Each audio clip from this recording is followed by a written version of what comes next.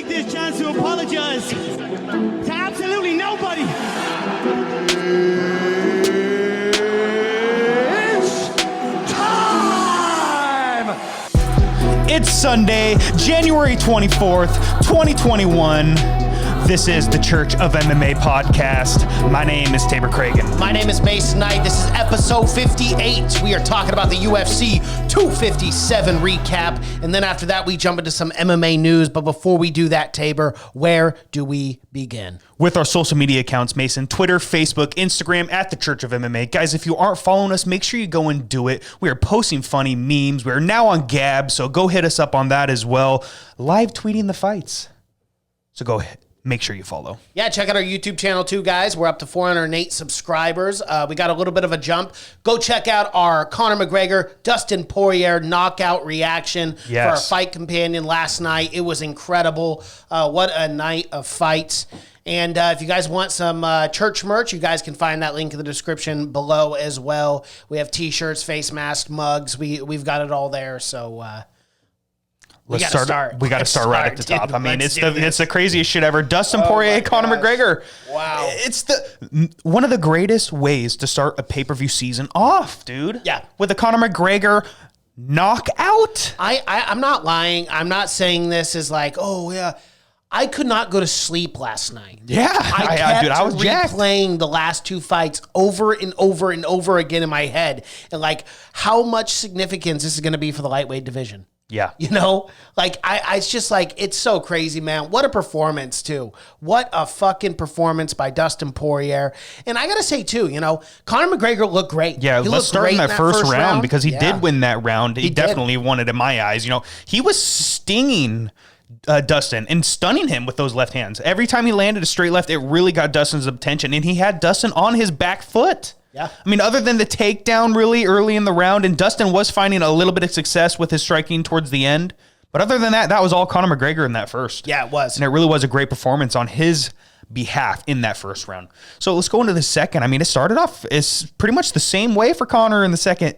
And then Dustin, what you hit him with a right hand and stunned him in the calf kicks? Yeah, I don't want to discredit Dustin in the first round either, because that's something he was doing well. The calf kicks. It's the calf kicks. Yeah. And those were adding up. You could tell, you know, Conor was trying to play it off, and he played it off as well as he could, especially even from watching from the outside in. I knew they were affecting him. I just didn't know exactly how much, which, you know, was a good bluff on his part.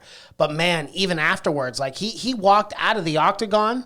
You know, after he got in the back room and everything, he was walking out on a crutch. Yeah, just he couldn't one walk. single crutch. Yeah, I saw that. Yeah, that's a severe injury, man. Yeah, well, I mean, you can't eat calf kicks like that, dude. No. I mean, fuck. Dustin, seems like a new part of his game. He hasn't implemented it too much. And Mike Brown, they asked Mike Brown, like, why was calf kick so important in this fight for Dustin? He goes, only kicks hard as fuck. Yeah. And it's like, oh yeah, he did. That's basically all you need. That was real damage to Conor McGregor's leg. I mean, it was obvious. As you said, he was using the crutch. And when it slows you down and you get pinned up against the fence and you're trying to circle out, and if you can't because of the damage from the calves, it's all beautiful. And it was a beautiful performance by Dustin when he was barraging him up against the fence. It was amazing, and we were freaking out. That's the thing, you know, to go back to like what Conor says and to bring this thing full circle. That is the experience. That is Dustin Poirier constantly fighting people consistently throughout the years, you know. And Conor even alluded to it after in the post-fight interview where he started talking about, you know, hey, that's part of the game. You got to be consistent. The game is unforgiving, you know. And that's what Dustin did so brilliantly is he turned it around in round two. And it was a complete different Dustin. As soon as he started to get the flow, the timing, the rhythm, because he looked a little timid. And I don't like that word in that situation because Dustin was throwing haymakers in the first round too. But there was something about Dustin in the first round to me that was a little off. He didn't get the timing right or whatever, but then he just made all the adjustments necessary in round two to get the job done. And he was eating good shots. He was eating some of McGregor's best left hands. And, you know, when you're getting touched on the chin like that, especially from your opponent's best shots, that's a little bit of, you know, that's got to be a confidence builder. You know, knowing that you could handle and your chin's holding up. So that was huge for him. And for him to just to let go and barrage him against the fence, I mean, that was just overwhelming for Conor. I don't think Conor was expecting that at all. He had him on his back foot, and then just to turn it around like that and switch the momentum that quickly, it was beautiful. And I can't wait for this guy's future. I really can't.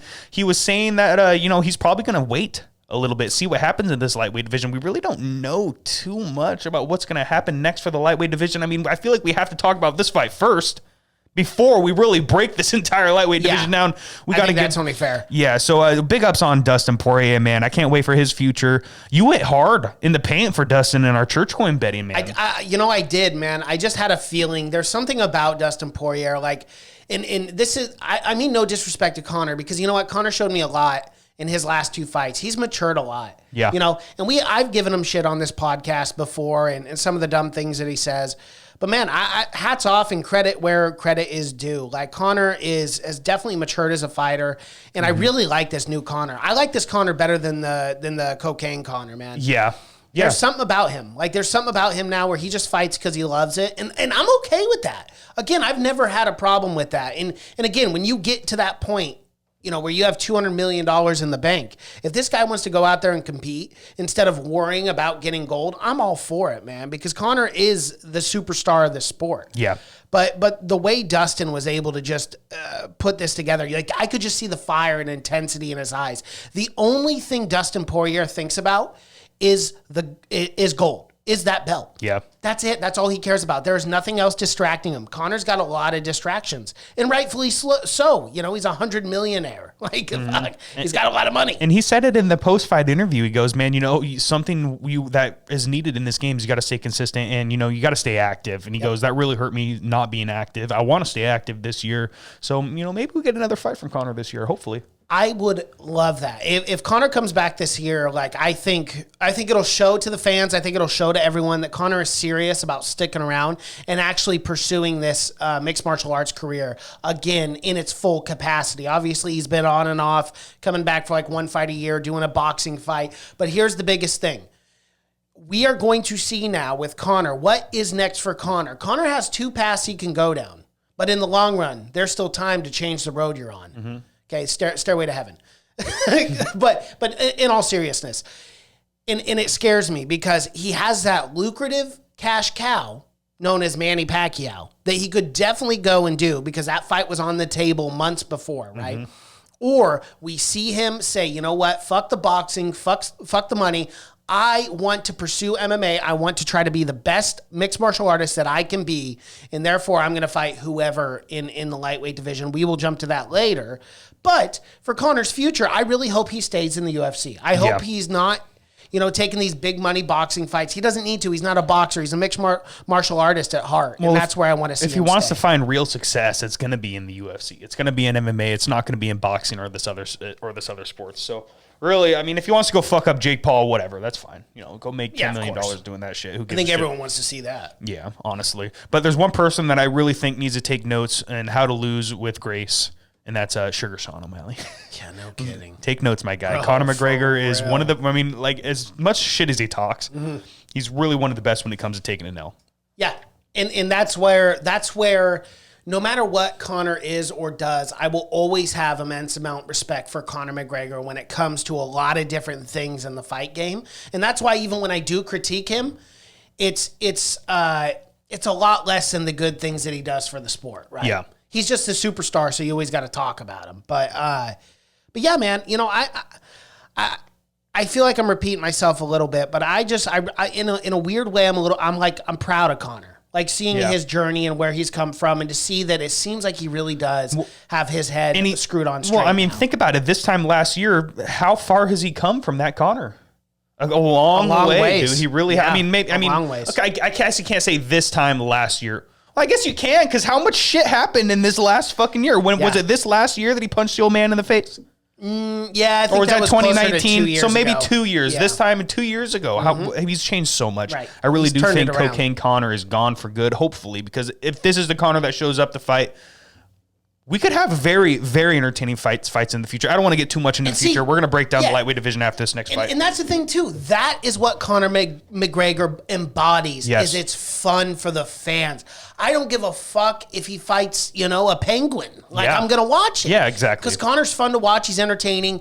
Elusive striking, just beautiful, masterful performances.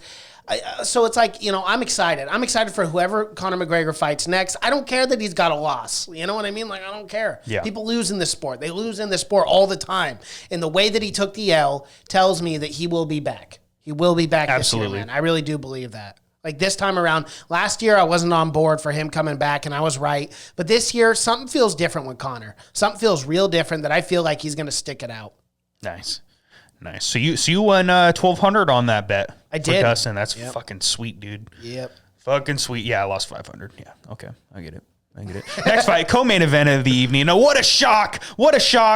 I mean, I kind of called it. I wish I said predict these things on the fucking button. I didn't put the buttons. You didn't? No, I didn't. I should have. It would have been really ironic if I Yeah. hit the I predict these things button for the fight that I chose against Conor. Yeah, But well, you should have. Yeah. That would have been sweet. I should have put that on the board next time. But, I did say Michael Chandler was going to come in and shock us. I just didn't think he'd do that.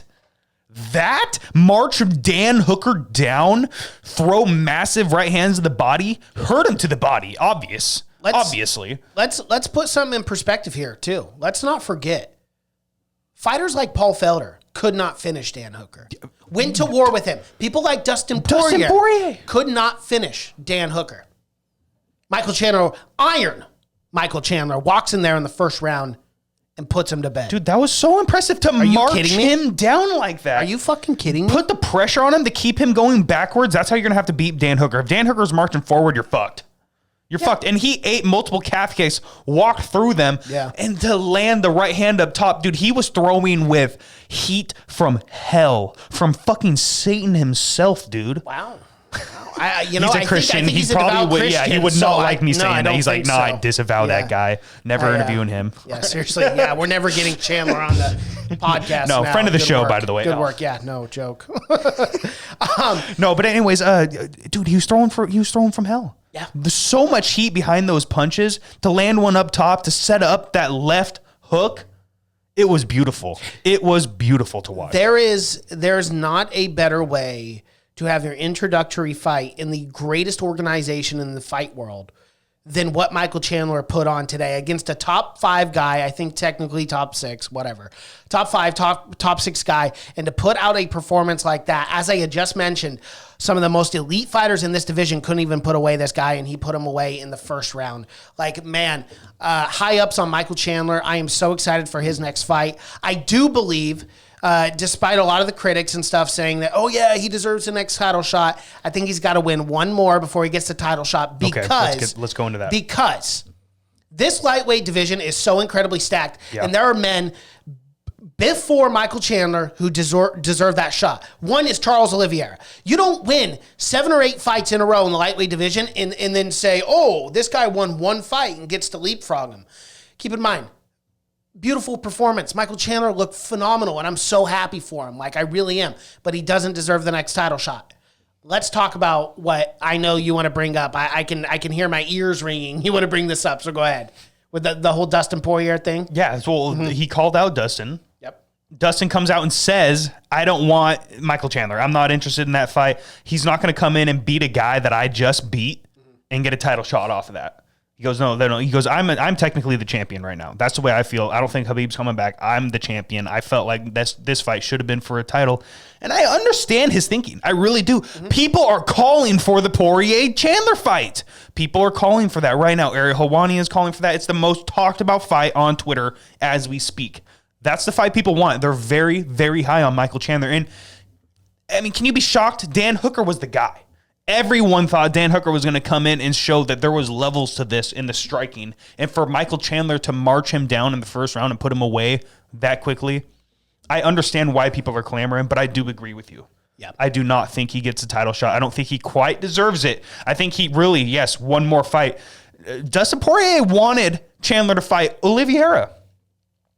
I agree with you in the point. I think that's the fight they make is Dustin Poirier versus Charles Oliveira for the vacant lightweight title. Yes. That's the fight to make. Yep. There really is. I say you do Justin Gaethje versus Michael Chandler for the number 1 contender. Yep. That's the fight to make. Or you do a Michael Chandler versus, I mean, let's pull up the rankings. Rafael Dos Anjos has been on the up and up. I think, but Rafael he's only Dos had Anjos, one win in the division so far. Yes, I know. And same with Michael Chandler. So it's like, That's it. It's Justin Gaethje. How do you play that? It has it's to be Justin Gaethje. It has It's to be for Gaethje a or number one bust. contender, Yeah, right? because Habib's not coming back. No. Like I want everyone to know that on this podcast. You know, the biggest fight that they wanted to make was that Conor 2 fight. They wanted to make that. Yeah. Habib versus Conor 2. Habib knows that he could beat Conor again, no problem. And he knows he would cash in another at least $50 to $100 million. Yeah. So with that said, that fight's off the table now. Habib Nurmagomedov will vacate his belt within, I'm going to predict, by April. It's sooner than that, dude. Sooner than that. I'd say I think they'll fucking fuck around next for a little month. bit. I know, but did you watch the post fight? Did you hear what Dana said? No. In the post fight? Okay, so he goes, well, these two just fought, so I'm not going to worry about it for a while. That tells me that he's They're not going to going to let him hold the strip belt. it. Just watch. They're going to be like, all right, Connor, fight Nate Diaz, and if you win, you can fight Habib again. Yeah, I know. Maybe. There's like, you just get one win. I know, Dustin's they're like, just what the fuck? trying to get that fight. No, but I think realistically, I'll tell you why April as well, too. In the Muslim faith, you have this thing called Ramadan. That's right, and that's which when is it in ends. April, and I think he will vacate by then, by April, because he's not going to hold the belt all the way to the fall and All the then way book into a fight and then then fight in and then 2022. fight after Ramadan. Yeah, not after happening. the summer. Yeah, Ramadan is in April, and then boom, he will vacate by then. I do love that though. Let's do Chandler versus Gaethje for the number one contender on the same card, even. Yes, as Dustin Charles Poirier Oliveira and Dustin Poirier for the vacant title. I think that's the way it's got to be. Dustin Poirier, he's really truly the number one contender. Let's be real, really truly number one contender versus Oliveira, 8-fight winning streak. You got to do it. It's the only fight to make. I like really it. Is. I love Who do it. we do with? What do we do with Conor then? I mean, that leaves him out there. There's got so fights. many options. There's so many options. Dustin so was many saying that he's even open to a third Conor fight. You know, they are 1-1. That we know that's the rematch. Do we know how much Dustin Poirier made? I have no idea. I have no idea. I mean, can you idea at all. assume it's like Cowboy get the Probably 200K? 200K. Yeah. If that's probably what it all is, he that's got. such a fucking slap in the face again. But he does have the championship clause, so we know he's making at least championship money. So he probably got a little on the top. That's a different scenario than Donald Cowboy Cerrone because he was never champ, so he never had that in his clause. So maybe he was in on the So, pay-per-view a little bit or yes, something? that's what I'm thinking. I'm thinking he did get a few pay-per-view points. He probably got the same pay, but then he's getting points on top of that, some sort of percentage. Hopefully he made $1 million, at least. You know, if he doesn't make at least $1 million. He deserves it. Right. He's the uncrowned champ. Let's right be real, he now. deserves $10 million for that fucking fight. he does. If Conor's making $10 to $15 million a fight, fucking Dustin at least deserves 5 or 6. So let's talk about that because you brought up Conor McGregor. Where does Conor go next? We said he has a ton of options. The first one that just sticks out in my mind, Nate Diaz said he wanted to drop down to 155, and start fighting at lightweight again. That's the fight you got to make. Let's make that as a trilogy fight. I believe Nate's coming off a loss as well, so it's like, this works. Perfect. It's perfect. It is perfect for both of them. There's so much hype, so much publicity you can make, and you make that a pay-per-view. And there's still a top 5 guy with a win Yep. in that situation. There's such big names. They're just going to elevate right to the top again. Yeah, I really love the Nate Diaz trilogy. I think that's the fight to make. That's my number one. My number two, I know this one won't happen. We were talking about it on the Fight Companion a little bit, and it makes a lot of sense. Jorge Masvidal hits like a truck, and he's at 170, and Conor's a small 170. But you do have that option. They're about the same size. So is Jorge, I think. but so is Nate Diaz. I mean, Nate Diaz isn't thick. He's long and lengthy, but he's not thick by any means. Yeah. And he did fight Jorge Masvidal. So it's not outside of the realm of possibility is all I'm trying to say here. But you could have Conor fight for the BMF belt against Jorge Masvidal, and I'm telling you right now, mark my words, if that fight were to ever happen, it would do 2.8 to 3.1 million buys. Dude, Jorge Masvidal, bigger than Habib McGregor. unquestionably. Jorge Masvidal is a huge fucking star. He almost did 2 million pay-per-view buys, and that pay-per-view outside of that fight, can you tell me how great that card was outside of that? Yeah, it was 3 title fights. Yeah, but can you tell me who? That's what's crazy. Jan and Jose Aldo and That's Volkanovski Holloway. There you go. Yeah, that's right. Yeah, I had to think about that for a second. I really did, but that's a good point. Maybe you shouldn't have had to think because really, Right. other than that, that was the one we were buying. And that was the one we were Exactly. most hyped for. Yep. Everyone was like, does Jorge have a chance? On a week's notice, he's cutting that much weight, blah, blah, blah, blah, blah, blah, talking points. We've been into that. Yeah, I agree. That's a great fight as well. But, more realistically, I think Conor's probably staying 155. I like the Nate Diaz fight as well. But really, the name that's sticking out to me, and I think they both deserve it. I know. Tony El Tony Kukui Ferguson, Ferguson versus Conor McGregor. I don't think Conor ever takes that fight, but that's the fight to make. That is the fight to make, in my opinion. That's the one that screams out to me. Is it as big as Nate Diaz 3? Probably not, just because Nate is the guy in so many casuals' eyes. But it should be Tony Ferguson. That's the Nate Diaz fight on steroids, in my opinion. Here's the problem that I have. You asked me that question a year ago, I'd say, fuck yeah. That's the fight that we probably should have made 2 years ago or 18 months ago, right? Here's the issue that I have. Tony Ferguson is coming off 2 straight losses now. The top competitor's future title shot. Of course. But, at the same time, he got dominated against Charles Oliveira. Yeah, there were 2 10-8s. Top competitors. I have to put that out there, though. Okay, so, yeah, I mean, top competitors, yeah, sure. But, I mean, you were completely outclassed in the one thing you were supposed to be the best at. Right? The one thing that people said, hey, he could compete against Khabib because, his jiu-jitsu, 10th planet jiu-jitsu. I mean, I was on that train. I was talking about it all the time. And then he gets dominated in the one spot where he's supposed to be the strongest. So for me, I'm not a fan of that fight. That would be my low tier fight because Tony Ferguson is coming off 2 straight losses, and that's not a fight I really want to see right now. I'd like to see Tony get a win. I got to see him rebound, and who knows if his head is even in the right spot to take on such a massive fight like Conor McGregor. Because I was saying this before the knockout happened, there's a different type of pressure with these fighters when they fight a guy like Conor McGregor. We have seen it. We saw it against Cowboy. Cowboy kind of froze. We saw it against Jose Aldo, Eddie Alvarez, and Dustin Poirier to a certain extent in the first round. Dustin did by no means look terrible, but he looked a little off. His timing was a little off. And he actually even said, did you hear him? That he said he felt flat while he was warming up for the fight. Yeah, he said he was nervous as fuck. Yeah, and then he said once he got into it, he was in the moment, and that's what he needed to be. That's where I sit with Tony Ferguson in that fight. Is I just think it's too much for Tony right now, and we know the 3 strikes you're out kind of thing, and I know Tony Ferguson would. I disagree 100,000% on that. How though? People are already calling for Tony Ferguson to retire, and it's not just no, dude. It's not just casuals. Like there's a lot of people out there who are like, I don't know, Tony's past his prime. He's never gonna get a title shot. He's never gonna be like, he's never gonna. He should though. I mean, other than I guess we'll see. Is he still a top 5 guy? I think so. He's number 5 in the world. I think he's very competitive against most guys. I mean, what do we do with Tony then? We put him up against a Gregor Gillespie? You know who I'd like to see up him against fight? like an Ally Quinta or a Kevin Lee or something? I'd like to see someone a little lower. Yeah. I mean, I love those fights, but they don't have name recognition. Like, I mean, I guess that's a main event of a fight night, I guess, but I don't know. I want to get Tony paid. And I'm saying Conor McGregor fight because that's Tony's biggest payday, in my opinion. And I hear you. And like I'm the same way. I mean, I don't want to feed Tony. I don't want to feed Tony up to RDA right now. Which he fucked RDA up. Let's be real. Yeah. He really did. But I just don't want to see that fight. Right. I'm just uninterested. So really, it's Tony Ferguson, Conor for me. That's the names that scream at me. Or maybe a Neil Dariush or something. Who knows? Yeah, I think the one that makes the most sense would be Nate Diaz. Yeah, and he's not even ranked. He's not even ranked, and it's Conor's best chance of really getting another win, I think. Yep. Or I guess Tony's a good chance as well. Who knows? There's so many options for everyone at lightweight, and it kind of just opened up the whole division. I can't wait till we get a new title fight going. I really hope it is that Dustin Poirier Charles Oliveira because that's the fight I really want to see right now. Yeah. I really, really want to see that now because Dustin Poirier is no joke on the ground either. He's a Brazilian Jiu-Jitsu black belt, but there are levels of this, and Charles Oliveira's striking is getting better and better and better every single day, and he's only been more and more impressive. Very excited for the future of this lightweight division, dude. Absolutely.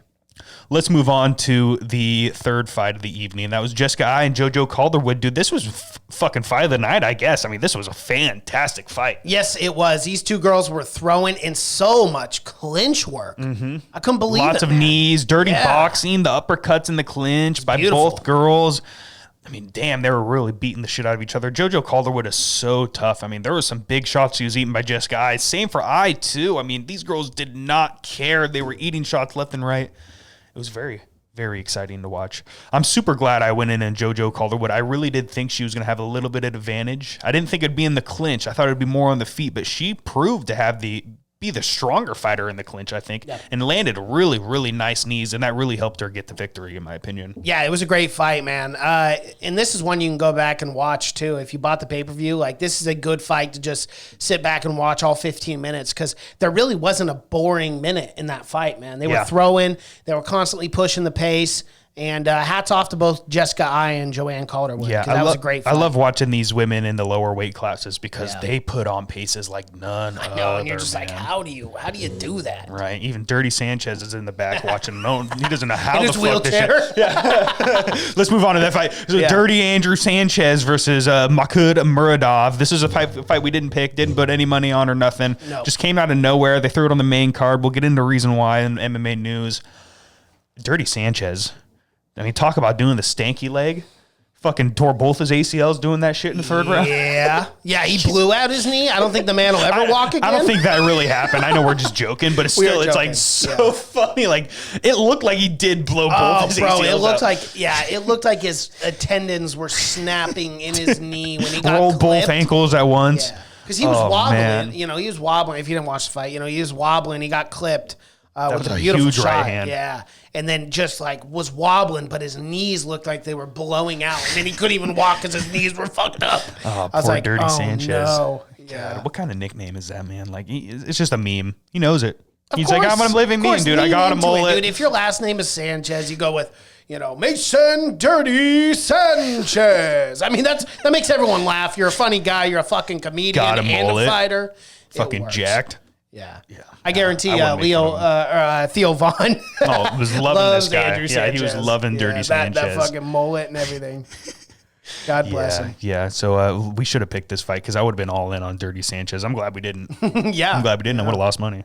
Marina Rodriguez and Amanda Ribas, my guy. Dude, what a way to open up a card. Holy fucking shit. And we'll get into this, but Herb Dean, my guy. She essentially knocked her out twice in the same fight. Essentially, she did. Herb's a good ref. Yeah, he's a good guy. Every so often, we got to just kind of give a little grace. Yeah, he did fuck up, but I mean, we all saw it on his face. And he knew he fucked up. Yeah, he knew he did. Yeah, but he really did. It is what it is. Like, I think he called it the second time at an appropriate time because of the first time. So, it's a shitty situation, but it is what it is. Yeah. It is what it is. Yeah. Well, to just stick on that for a second, you cannot. Like, if you're moving in and a fighter thinks, okay, once a fighter gets up because they think you stop the fight, you might as well just stop it. You don't move in and then kind of pull out in a situation like that. Like I'm just kind of making a joke out of it, but literally his nuts are right in Ribas's face essentially, and he still didn't stop the fight. And then he didn't call it. Yeah. And shit like this happens. I'm not going to make an excuse for it. This isn't the first time it's happened with Herb. So, reffing is so fucking difficult. It's the hardest job in the sport. Well, it's a super hard job. And then, sometimes it frustrates me when I listen to other podcasts like Luke Thomas and he just rails on these guys for 30 minutes. And I'm like, dude, they're human beings. They're going to make a mistake. And if you're going to still new. Yeah. And if you're going to make a mistake like that, like, I think Herb did the best thing he could in recovering. You're human. Yes. You're going to make a mistake. It wasn't like he had ruined the fight, right? It wasn't like he didn't make the call and then Ribas came and knocked her out or something like that. Submitted her 30 seconds later or something like that. Yeah, but you don't want to see a girl take damage like that, especially when they've already been knocked out once. Right. So, he's not going to argue and say, yeah, I'm sorry. Like, I'm sure if you talk to Herb right now, he'd be like, yeah, I fucked up. And this is why this is so important because, this tape is going to be played in classes and be like, all right, guys, this is a perfect example of what not to do. And that has to happen so this sport can progress and get better. Absolutely. It's still very young, dude. I mean, how long has this been around? About 25 years. Yeah, 25 years. Going on 26 now. It's such a young sport. It's not like the NFL, which has been around like 70 fucking years and we already know so much. So things like this are going to happen, in the future. And hopefully we just take all this as a learning lesson for the refs. But to get on Marina Rodriguez, holy shit. Yay. Some power. Hey, listen to this, too. If you would have had Marina Rodriguez, in a prop bet for a KO victory, it was a plus 1,200. Holy shit, dude. Plus 1,200, folks. You put $100, you would have won $1,200 on that bet. That's insane. It's insane, dude. Yeah. Somebody made a lot of money. She was the biggest underdog of the night, just barely, at least on the main card. But yeah, what a performance by Marina Rodriguez too. You know, she had one other fight in the UFC. She lost to Carla Esparza, but to come out here and get the job done against Amanda Ribas, who had a very up and coming prospect and had all the hype behind her in the entire world. It seemed like everyone thought Amanda Ribas was going to come in here and smoke this girl and just look amazing again and have all the eyeballs on her. Can I tell you how much hype she had? Yeah. Tabor made the biggest bet of church coins ever on this podcast. He put 1,000 church coins on Amanda Ribas. And, I don't ever want to root against fighters or make them feel, because their job's hard enough. But, man, when I saw Amanda Ribas lose, I was like, and I bet for it, but I was like, sweet, okay, because I did not put that much money on Ribas. Yeah, you only got us 250 on that one. Yeah, we lost 250. Fuck. I was for sure betting the house on her. It was for sure a lock-in bet for me. That's why I love this sport, dude, because even it doesn't matter. GSP got knocked out by Macera. Yep. Like, it happens. Yeah, anything can happen, and that's why I just love this shit. I love it so much. Mason, before we get into MMA news, there was a card on Wednesday, and we got to talk about that main event, man. Yeah, let's talk Neil about Magny versus Michael Chiesa. What a fight this was. It really shocked me. I did not think that was going to go down. I really respect Neil Magny's ground game, but now I respect Chiesa's even more. We already knew that Chiesa was an elite ground fighter, and to do that, just ragdoll a man that we don't see ever get ragdoll like that, it's very impressive. And hey, straight up, representing the shitty state of Washington. Let's go. Spokane Valley in the house. We're in the house. Attaboy, Chiesa. But no, nonetheless, in all seriousness, the biggest thing, my biggest takeaway from this fight is absolute confusion on the part of Neil Magny, where Chiesa was clearly winning the grappling exchanges, like clearly. And like even when Neil Magny looked like he was about to take him down or throw him, Chiesa always had the advantage and would always turn it to his advantage and then somehow end up on top. And I'm like, what? Neil, you got to stand up. You got to strike with him, right? Like, you have the advantage on the feet. I don't understand why he kept going to the ground. Yeah, Neil Magny's great on the ground too, but Chiesa is a savage, man. Savage, He's a savage. No one wants to fuck with this man on the ground right now. Especially not in the welterweight division. I don't know how this man ever made 155 too. Dude, he looks like a 175er. And he said if 165 happens, I'm not going 165. No, because there's I'm no too way. big. He's like, I don't want to cut there. I could barely make 170. Yeah, I don't know. I'm like, Jesus. It's insane. But Michael Chiesa looked fantastic in that fight, and I'm really excited for him. I was big and up on Neil Magny. Neil Magny had that resurgence. We talk about it all the time. That 18 months off. He lost this one. I really think he can bounce back no problem. I really do as well. He's still a top 10 guy. Yeah, for sure. You got to look at his resume and what he's been able to accomplish over the last 2 years. Yeah, this is a minor setback, but I don't think it'll be too detrimental to the overall career. So, it is what it is. And great performance by Michael Chiesa. Yeah, let's talk about his call out. He did go, it's inauguration night. Colby Covington, your shtick is over. I want you. And just called him out. And, he said it was super last second. He goes, oh, shit, who am I calling out? Colby Covington, your stick is over. And it's just funny. I love it. And it's a great call out, dude. I would love to see those grappling exchanges. That was smart too. Even if he didn't know who he was going to call out, calling out Colby Covington. And keep in mind, this was Wednesday. So that was inauguration the day of inauguration, right? So he calls out, he trolls Colby Covington in the most brilliant fashion.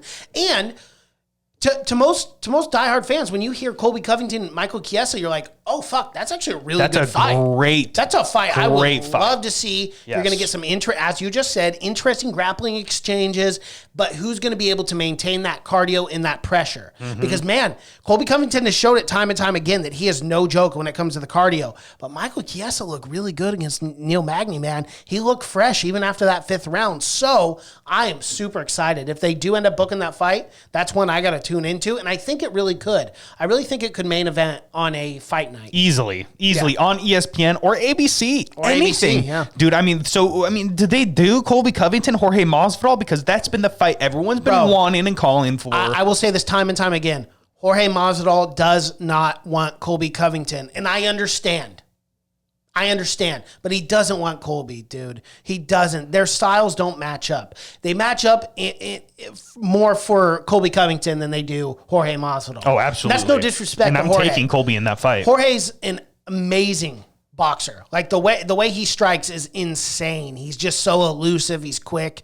But We just saw what happened against Kamaru Usman. Yes, I know it was a last-minute fight. He had, 9 days to get ready for that fight. But Colby Covington is more or less the same. And, hey, if anything, I want to see Colby win one more fight and get the rematch against the champ if the champ can't get it done against Gilbert Burns. That's a big fight, and Kamaru's going to be needing guys to fight, especially if he beats Gilbert Burns. So, yeah, it's a very exciting. Or if he loses, Colby Covington versus Gilbert Burns is a fucking great matchup as well, yes, dude. I mean, there's the welterweight division is ridiculous right now. So the welterweights, the lightweights, man. 135, 45 even. Everything's looking great. It really is. So I think it's some MMA news time, man. Let's do it. All right. So I was a little nervous about MMA news this week. I didn't think we'd have too much. And then the biggest news ever. A man got cut 2 days before the fights? Was no, it like the Thursday? night before. Oh, it was Friday night? Before the fight. We got to play this because... Azayatar. Yeah, Otman Azayatar, who had... Undefeated, 13-0. Yeah, we got to talk about that. 10 knockouts. Mm-hmm. Has fought once or twice in the UFC already. Both first round knockouts. One of them against Kama Worthy. And then, boom. This guy gets cut a day before, and you're like, why is that? Why is that? Let's ask Dana. Yeah, let's ask Dana. Let's ask Uncle Dana. Azayatar. We're all excited about seeing him fight. We now know that he's not, and the press release has said that it's a health and safety violation. Health and safety. Because how do you do that out here? It's pretty amazing, actually. Yeah, the story. What did we not tell the story of? Yeah, are we not telling the story? See, look at that. He's being real careful already. Yeah, do we tell the story? Do we not? Well, supposedly there's police involved. Yeah, the Abu Dhabi police. Yeah, we'll get into that. Yeah. And his team cut off their wristbands, gave them to somebody outside the bubble. I don't know how they even did it. That guy taped them, showed up here with a bag, went into a room, shimmied across 4 balconies, went in his room, dropped the bag off, changed his clothes, and then left. Now, when security tried to stop him, he wouldn't stop. Geez. Either way. And, yeah, it's just bad. He's gone. He's no longer a UFC fighter.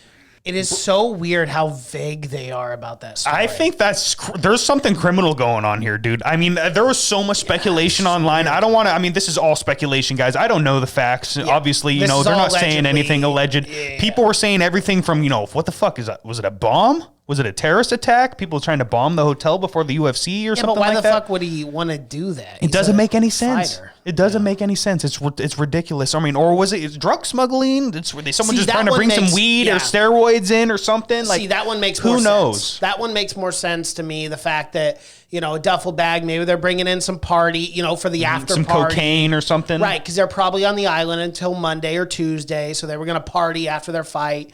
Azayatar probably thought he was going to go out there, become 14-0, knock out his next opponent. But, yeah, man, really weird circumstances surrounding this whole thing. His whole team was on it. His whole team gave up their wristbands and gave the wristbands to this mysterious stranger who just showed up and dropped duffel bags off. And that's all we're getting. That's all we're getting. We're not getting anything else. And he says pretty much Danny says he doesn't even know. He doesn't know what was in the bags. Abu Dhabi police won't tell him. He says the Abu Dhabi government is involved. Who knows? We could find out like a month later, this guy was had ISIS connections or some shit. Or we could find out, this guy was just bringing in steroids because fucking McGregor was getting nervous tonight. Yeah, I definitely don't think I don't know. I don't think it's anything like with the caliphate or anything. Who knows? That. I really don't. But yeah, it is weird. And Dana was extremely vague on the whole situation. And the guy that they caught who ran away, Dana was like, hey, the Abu Dhabi police have him. Yeah. He goes, whatever they're going to do with him is what they're going to do with him. It's weird. It's weird the way that he was saying that. I was thinking what the fuck? Is this super big? Because the way Dana was like, hey, they're going to do with him what they want to do with him. And I'm thinking, what the fuck do you mean by that? You mean they're going to beat him up? They're going to interrogate him? It was just kind of weird. Dana's like, the whole it's situation bad. is He just weird. kept on saying, it's bad. Yeah. Okay, yeah, so how bad, Dana? Yeah, we want to know. We're all curious now. Yeah, it's crazy, dude. To put your entire career on the line for something that stupid. if it's drug smuggling. When I first heard this story, I thought, oh man, he just left the bubble. That's what I instantly thought. I didn't read into it too much. I was like, yeah, he just left the bubble. He probably wanted to get some puss.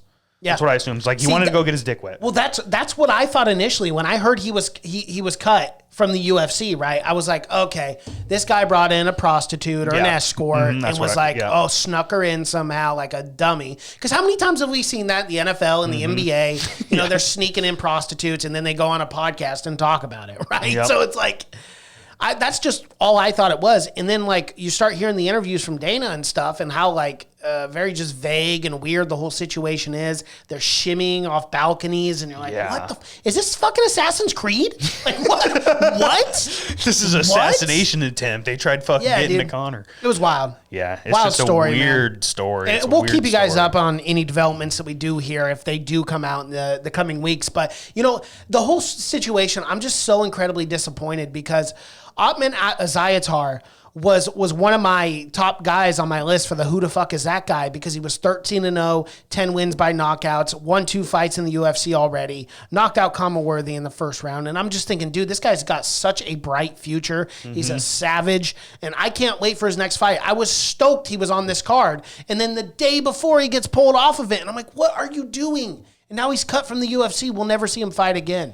It sucks. We may never really know why. No. And we may never know. We don't even know if this guy is he in custody? Is he in custody of the Abu Dhabi police? Like we have no idea. Azayatar is not, according to Dana in that interview. But he said the guy is. Yeah. Well, he said Azayatar's a good kid. I hope nothing really bad happens to him. He just made a dumb decision. Yeah. And it's like, well, what was that decision? So maybe Dana does know more than he's letting off. Oh, of course he does. Of course he does. You know, maybe his lawyer's in the back, like, don't say nothing. Careful. It's an investigation. Yeah, and you don't want to be in trouble with Abu Dhabi police. You know, they're 10 times worse than ours. No. Yes, sir. No, ma'am. Actually, no, ma'am, because I don't think they have women police officers there, do they? Probably. Who knows? I don't know. I'm sure they. But nonetheless, I think UAE is way more progressive than like Saudi Arabia and all that. But who knows, really? Let's move on to some other news. So apparently, we talked about it last week a lot. How excited we were, and that Stipe and Francis 2 was pretty much confirmed and done. That was not true. Apparently, it was not confirmed and done. But we can say, as of right now, it is confirmed and done for UFC 260 in late March. That's a good little piece of news. I mean, I already thought this was confirmed, so it's a little bit of a surprise to me. But nonetheless, like, hey, let's get it going. That's what I wanted to see. This is the fight I knew we had to make in the heavyweight division. And, you know, I'm glad Stipe isn't, tickling our balls for another fucking 6 to 8 months. So good on Stipe. Thank you. I know I got on your case a couple weeks ago. You know, I was really just pissed off because I didn't know if we were ever going to hear anything. But this fight's happening March 27th, if I'm not mistaken. Yeah. So, hell, that fight's coming up in just a couple of short 6 to 8 weeks. Man. Yeah, I'm very excited for that fight. And March is looking so good, dude. 259 is amazing. Yeah, 259 260 is amazing. We're getting fucking 3 title fights on 259. Yeah. Holy shit, man. I can't wait. Dude. Yeah. Except 2 pay-per-views in a month. You guys are draining the fucking accounts. Yeah, we're feeling that, Jesus guys. Christ. Hey, man. Yeah. You know, hopefully Bitcoin skyrockets by then. We can fucking move like, I'll buy the pay-per-view 6 times. Who gives a shit? I prefer the pay-per-views once a month. You know, I mean, I do love all the fights that are coming in March. Yeah, I do love that. But so, and also Volkanovski and Ortega did get confirmed. Yep. You know, I'm still going to stick with the same talking point in that, man. I think fucking Holloway still whoops Ortega, and I want to see that Holloway 3 fight. So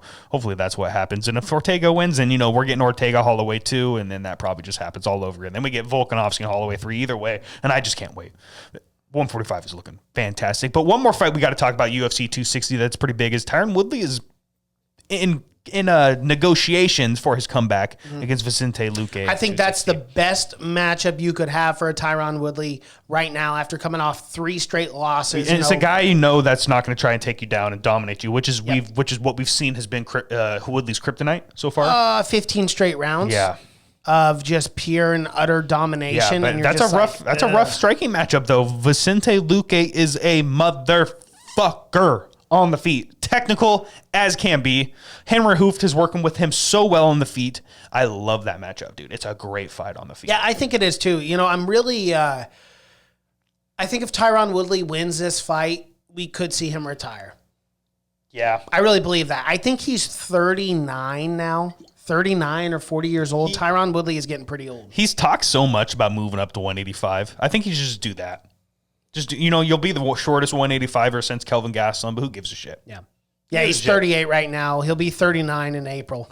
Go fucking knock out Chris Weidman, Uriah Hall, and all these other guys at 185 that you can. Well, that's the thing, too. He could go up so fast in the middleweight division, at least in the top 10. You know, gets a title shot against Israel, gets pieced up, makes a lot of money, though, and then you ride off in the sunset, Yeah, dude. hey, sure. Then you're an analyst, dude. He's a fantastic analyst. He's really good. He really is a great analyst. I really enjoy his talking points and takes. I am very excited for the future of his career, and we got to talk about it, dude. We got to talk about it. I'm going to go to Darren Till first. He had a little bit of a run-in with police this last weekend. We'll play a small segment for you guys. At least a minute or two, because it's crazy. Go away from. I can speak to you however I like. Oh, I guess for context. Context we should probably talk about. So he had a little run-in. He was going to the gym to train, and he went into a petrol station is what they call it in Liverpool, a gas station for you Americans. And I guess he didn't have his mask because he's mask exempt because, you know, he's been in multiple fights. He's had a few broken noses, and surgeries. So he's exempt from the mask. And long story short, this cop comes up and starts harassing him. I mean, there's no other word outside. And like when you watch the video, you know, not to get too much into it, the cop starts sticking his leg in the door, like trying to get Darren Till to slam the door. I'm going to check your tires, make sure. He's like, I'm going to check your air pressure. Like, this cop is a fucking twat, and like he got everything he deserves with Darren Till because it's just like, dude, come on, let the guy go home. Yeah. So yeah, go ahead, we'll play some of that. You ain't issue me with nothing. You ain't, do what you want. Let's go to court, whatever. The ultimate irony: this guy doesn't even have his fucking mask over his nose. That's That's the thing. It's Where's all your about, mask? Where's your mask? Pause huh? it real quick. That's the problem that I have, and not all cops are like this, okay? But there are people like this in every job that you have, okay? Where people like the power. It's not actually about following the rules. It's rules for thee, not for me. And that's the shit that fucking pisses me off. Yeah. Is when this cop doesn't even have his mask fully on, and he's going up to a citizen, someone he's sworn to serve and protect, and harasses the guy while he doesn't even have his mask on properly. Are you fucking kidding me? Are you kidding me? You're just a power-hungry mutt. He's just You're fucking, a mutt. Yeah, he's being a douche. I'm going to check your vehicle over now. Check what you want, pal. Check what you want. Pal. Check what you want. Check it all. Check it all. Check it all. Look at him. What? You're a loser. You're a loser? Right? Never. You see you're a bully boy loser. Now get the fuck out my car. Cop's still not wearing the mask properly. No, listen, you're Sam. The again. irony. Why is he? Why am I at my local garage? That cop doesn't even have his mask on, and they're right up in his face. That second cop doesn't even have his mask on. Okay, so let me on my way then. Is that how bad a pet? Look at that. What is it? If you're able to get some Me? The hypocrisy, Go man. away. It's Go so frustrating. away now. You're a muppet. Get away. Get You're away. a muppet. You're a muppet. You're nothing. You're nothing. Get away from me. You're a loser. You're a muppet. You I love fucking it. muppet. We're gonna trim that. Oh, guys. dude, we're that definitely is gonna cutting be that. on the fucking board next episode. For sure. That is coming. So you got that. To look forward Anything to. anyone says dumb or whatever, we're definitely going to. You're a muppet. You're a muppet. I love it. The Muppet thing, dude. The first time I watched that, I was laughing so fucking hard. So hard. You sent me it a couple days ago. And, dude, I was watching it, and as soon as he was like, you're a Muppet, I was like, oh, my God, God, I'm a fucking Muppet. We're just not used to those kind of words over here, you know? It's so and funny. obviously, when you hear Muppet, the first thing you think is, the Muppets. His accent's so thick. It's I so love thick. it. It I is love the man. hilarious. So after that video, he changed his profile picture to Karen. And his name's Karen Till, and he put the Karen haircut on himself. Yeah, so that's fucking hilarious. funny. And his bio now says, "I want to speak to the manager."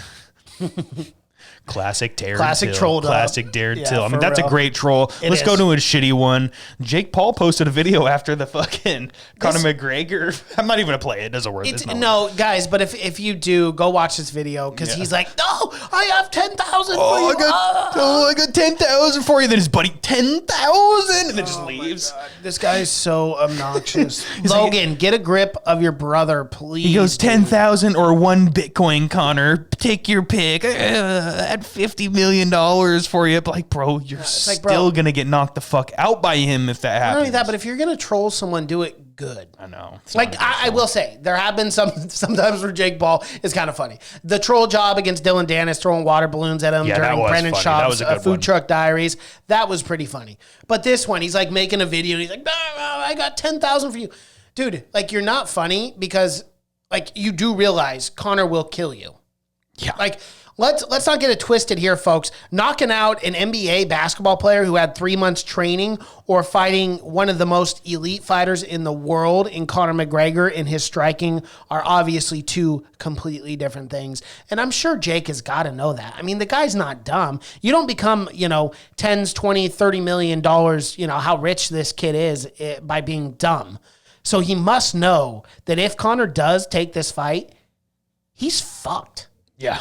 Like, I know that goes without saying. Everyone's like, well, no shit, Sherlock. I'm not saying, like, I'm not reviewing something here, but I'm just saying, like, he is genuinely fucked.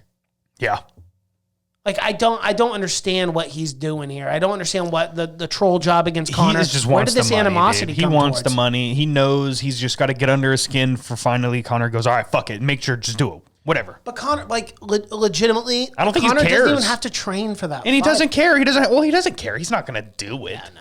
What's the point? He was making fucking $50 million probably every 6 months. It would be with fun just to his just whiskey. shut that little twat up. Yeah, I mean, that would be great, but For that would Conor, just be it would be rewarding nice. him because that would be signing the Yeah, dotted exactly. line, really. The So, guy, you know, the guy's getting paid millions of dollars to get knocked out. Hell, fuck, dude. I'm sorry. Actually, I'm not sorry. I'm dead serious. Okay, you put $2 million in front of my face and say you got to go in an octagon or a boxing ring with Get Conor knocked the McGregor. fuck out. I will sign that 10 times out of 10. You want to Yeah. know why? Because I'm broke and I could really use the fucking money. Could you imagine putting $2 million into crypto right now? Into fucking Bitcoin? Yeah, don't get me going. I started crypto in 2017. I invested heavily. And then I pulled all my money out in 2017, and now I'm looking at the markets going, what the fuck did I do? Right. What the fuck I did the same do? thing. I was cost averaging, and it's stupid. But now, whatever. Times have passed. It is what it is. I'm in crypto, and I'm never pulling my money out. I put ever all again. $2 million right after the knockout into XLM. Guys, go buy XLM. Yeah.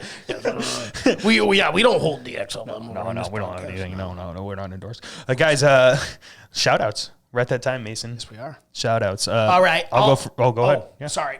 You want to go or me? No, I'll go first. Okay, so my shout out every week, guys, goes to a YouTube commenter. It doesn't matter what YouTube video you comment on, whether it's a reaction, a full numbered episode, a fight companion, or just a clip we post. Go and comment. Make it funny. Doesn't have to be funny. Make me cringe. Make me laugh. Make me mad. Make me sad. Anything. I'm going to read it. This week's commenter is Kush Murray. Murray. I don't know.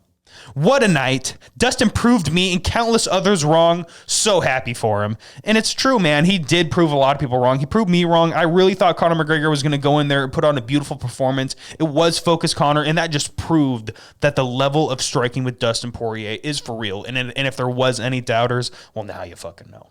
All right. Now you fucking know. Yep, unquestionably. All right, my shout out is to a man that I've had a Crush on? tumultuous. I can't even speak now. I'm like slurring my words, and all I've been drinking is water. Fucked him up. But I have hated this man. But it's one of those effects that you have, like Kobe Bryant, like I don't know, a LeBron James, and that is Tom Brady. Wow. My shout out is to Tom Brady. I hated him for years. We're out of Washington. He beat the Seahawks that one year, and it was just it was awful. I hated it. I hate seeing the Patriots go to the Super Bowl. I hate seeing that fucking highlight every goddamn time. Yeah, I know. But through these last couple of years, I have really enjoyed watching Tom Brady and his career. Now that MMA has really taken my spot, like the spot of giving a fuck. I used to care a lot about NFL. I don't really care anymore. Same. But watching him play football at 43 years old, he just beat the Green Bay Packers. He beat the Saints last week, and he's going to Super Bowl 55. That man has gone to 10 Super Bowls and has a chance to win 7. He's the GOAT for 7. sure. He is the greatest football player of all time, and people need to they do take notice, but they need to take notice and really appreciate these last few years that we have with a guy like Tom Brady. You don't think he's done, especially if he wins the Super Bowl? He's just not going to ride off in the He'll sunset? run out. Yeah, he'll retire if he wins for sure.